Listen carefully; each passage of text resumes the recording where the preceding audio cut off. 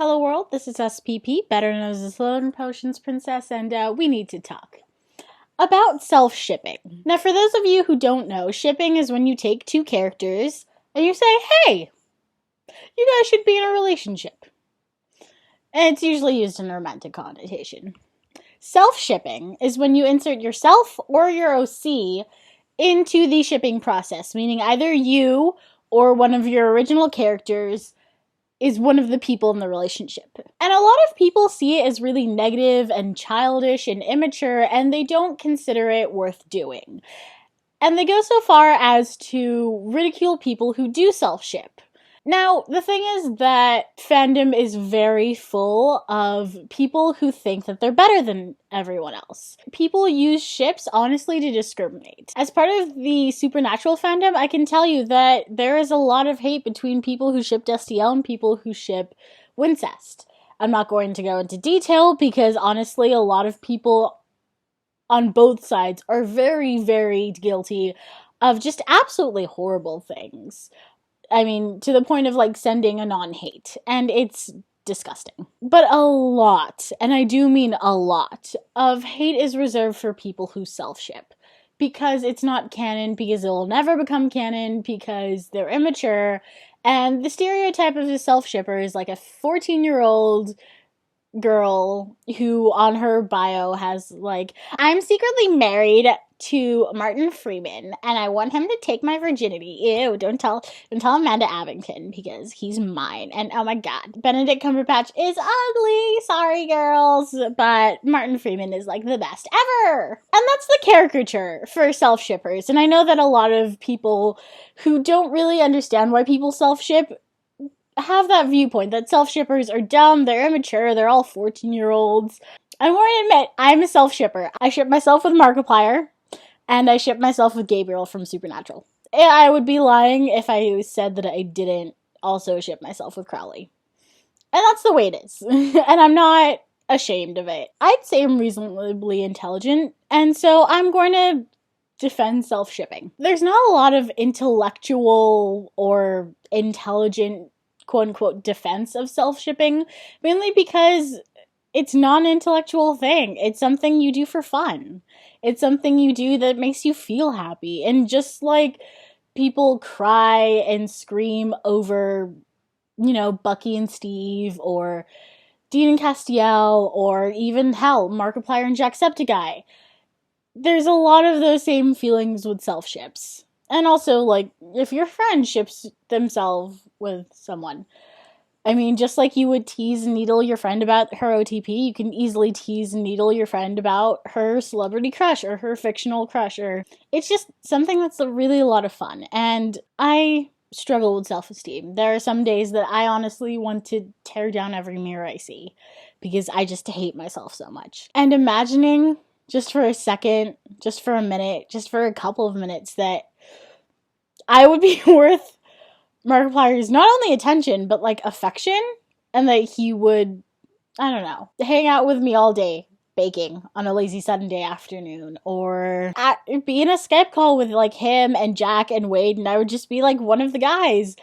That would be incredible, because I look up to them, and they're just, for me, they're really wonderful people, and they're really people that I not only see a lot of myself in, but I see a lot of everything that I want to be in them. I see a lot of myself in Mark, I see a lot of myself in Jack. And at the same time, I really respect them, and I really care for them, and I just really adore them as people. Not only for what they do, because what they do would be a godsend. Imagine if you got paid for the thing you love to do. They're living the dream. They're getting paid for what they love to do. So it's not just, you know, that. It's not just, oh, they're hot. It's that I adore them as people, and I adore Gabriel as a character who's so rich and interesting and complex, and I can't help but be attracted to that. I cannot help but be attracted to Markiplier, and honestly, on a lesser note, I'm very attracted to Jacksepticeye. However, one of my friends ships herself with Jacksepticeye, and so that's hers. It's a very fun thing to do. It brings you joy. It brings you peace. And if you're someone who bases a lot of their worth on your relationship with others, and that's not, and I'll get to that in a later video, that's not a bad thing. I mean, it shouldn't be all of your worth, but it's totally perfectly okay to judge yourself by how you take care of the ones around you. That's a very Eastern way of thinking, and that's totally okay. And if you want, I can totally cover that in the next video. But there is definitely something pure and fun and innocent and wonderful about self-shipping. It is the idea that you would be worth that person's time and energy, and I don't think there's anything wrong with that. Like any side of fandom, there is the negative side. There are those 14-year-old fangirls who are convinced that they're going to marry Markiplier and are absolutely convinced that they're his soulmate and they're going to live happily forever, and anyone else who is attracted to Mark is dumb and they're hedonistic and they're so wrong, and once I marry Markiplier, you're going to realize that you were wrong because I'm his perfect girl. I will admit there are a lot of self-shippers like that, but I think they're the exception, not the rule, and moreover, they're 14. I honestly can't say that I'm proud of everything I did when I was 14, and I'm pretty sure that a lot of you out there can't exactly be proud of the things that you did at a younger age, no matter what age you are. And I think that we need to give those people their space.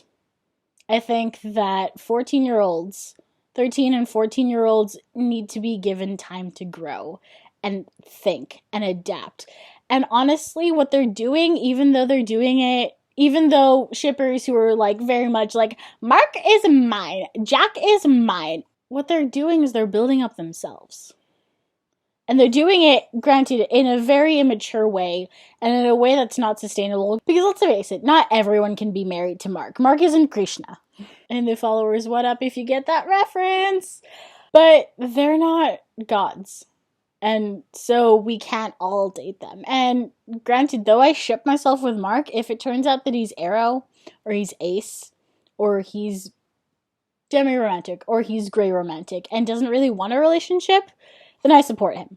And if he announces tomorrow on Twitter that he's engaged to a wonderful person who's just absolutely delightful and they're the light of his life, I'm also going to support him. Because at the end of the day, a good, healthy self-shipper will want what's best for their character, or what's best for their, for lack of a better term, fantasy bae. I think that if the person approaches self-shipping and is mature about it, then I think that that's perfectly fine. Because I will be the first to admit I'm never going to even meet Mark, probably. Let alone talk to him for more than 5 minutes. Let alone have him think I'm interesting or cool or special or different from any other Markiplier. That's, I am literally one in millions. And I'm well aware of that. And I'm well aware of the fact that at the end of the day, all of my daydreams are just that. Daydreams. And with Gabriel, it's even worse, because he's a fictional character. There is no way that's going to happen. He is a fictional character. So to everyone out there who's self-shippers are dumb because it's never going to happen, we don't need your input. We are well aware of the fact that we're dumb. We are well aware of the fact that it will never happen. And trust me, we are well aware of the fact that we are pathetic. Every self-shipper I know has had a breakdown because it's, oh my god, what am I doing with my life? But you know what we're doing with our lives? We're making ourselves feel better. We're getting all blushy and giggly over something that we know will never happen because it feels good. That's why we ship, right? That's why we're part of fandoms. That's why we get lost in fantasy characters, because it feels good.